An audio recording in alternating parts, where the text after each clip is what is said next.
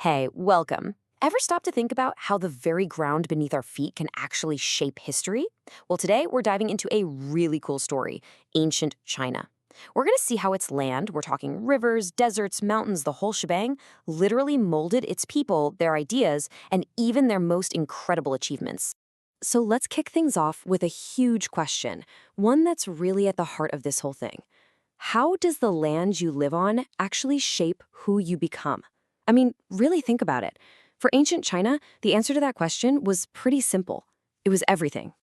All right, so to really get this civilization, you gotta picture the stage where its story unfolded. And for ancient China, that stage was all about two massive, powerful rivers. I mean, these weren't just rivers, they were the lifeblood, the very arteries of its existence. Okay, now this is where it gets really interesting because you've got two totally different stories here. On one side, there's the Changjiang, or the Yangtze. It's the longest river in Asia and, a pretty reliable source of life. But then you have the Huanghe, the Yellow River. Sure, it also brought life, but its floods were so brutal, so destructive, it earned the nickname the River of Sorrow. Just imagine dealing with that constant threat, that struggle against this powerful, unpredictable force. It totally shaped the early Chinese way of thinking. It made them believe that they absolutely needed strong central leaders to control that chaos and keep society from falling apart. So the story builds from there. It wasn't just the rivers. China's geography also threw up these enormous natural barriers. And we're not just talking about lines on a map. These were like giant natural walls. They did two things at once. They protected this growing civilization, but they also cut it off, isolated it. And that isolation allowed China to develop this incredibly unique culture with a really strong sense that they were, well, the center of the world. They even call themselves the Middle Kingdom. So what are we talking about here? Two massive deserts. To the north, you've got the Gobi. To the west, the Taklamakan. And again, these aren't just patches of sand. For centuries, they were basically impenetrable shields, a natural defense that made it incredibly hard for outsiders to just waltz in.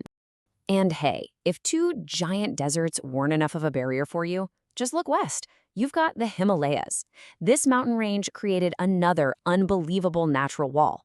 And of course, its most famous peak, Mount Everest, shoots up over 29,000 feet into the sky.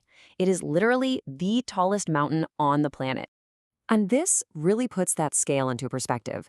Just look at Mount Everest next to some mountains you might know, like Mount Rainier in Washington or Mount Mitchell out on the East Coast. It absolutely dwarfs them. See, it's not just a big mountain, it's a wall, a completely impassable border that really hammered home that feeling of being cut off from the rest of the world. So you've got deserts and you've got mountains giving you all this protection. But what do you do about the gaps? What about the places where nature didn't build a wall for you? Well, the Chinese decided to take matters into their own hands. And what they did next was one of the most ambitious, most incredible construction projects in all of human history. Of course, they built the Great Wall. And its purpose? It was simple, and it was born right out of their geography.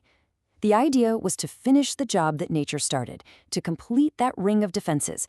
And it was aimed at one specific threat, the nomadic horsemen who kept raiding from the north. Okay, this is a huge turning point in the story. A giant stone wall is great for keeping invaders out, right? But what about what's happening inside the wall? How do you create order? How do you create harmony inside a society that's this huge, this protected, and this isolated? You're going to need a different kind of wall, a different kind of structure.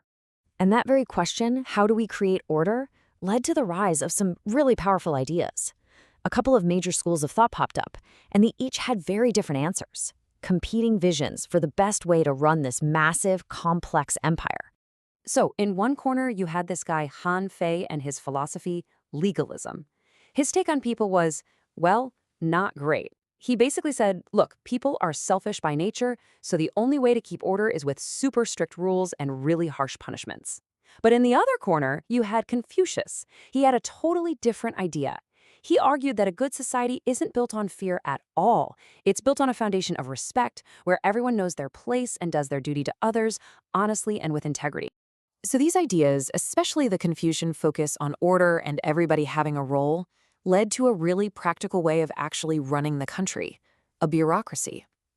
Now, what's a bureaucracy?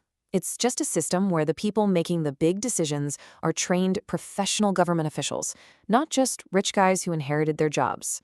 It was a super efficient way to manage a giant empire. So think about what we've got. You have a civilization that's protected by its geography, it's structured by these deep philosophies, and it's managed by this efficient bureaucracy. So, what happens? What's the result of all that? Well, all that stability and organization created the perfect conditions for people to think long-term, for specialized skills to develop, and for incredible, world-changing innovations to happen. And one of their most famous gifts to the world? Silk, of course. This incredible, luxurious cloth, made from the threads of silkworms, was a secret they guarded like nothing else, and it made them unbelievably wealthy. Then there's the magnetic compass. I mean, just stop and think about this for a second. Before the compass, sailing across a huge ocean was basically a guessing game. This one invention, it unlocked the seas. It completely changed navigation, exploration, and trade for the entire planet. A total game changer. And as if that wasn't enough, they also invented the seismograph. This just shows how advanced their scientific thinking was. They created this amazing device that could actually detect earthquakes from far away. It just proves they had this deep, deep curiosity about how the world around them worked. Okay, let's wrap this all up. So what's the big picture? First, geography was almost like destiny for ancient China. It set the stage.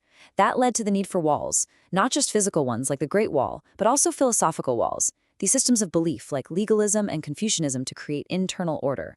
And finally, all of that protection and all of that structure created the perfect hotbed for an incredible legacy of innovation that we still feel today.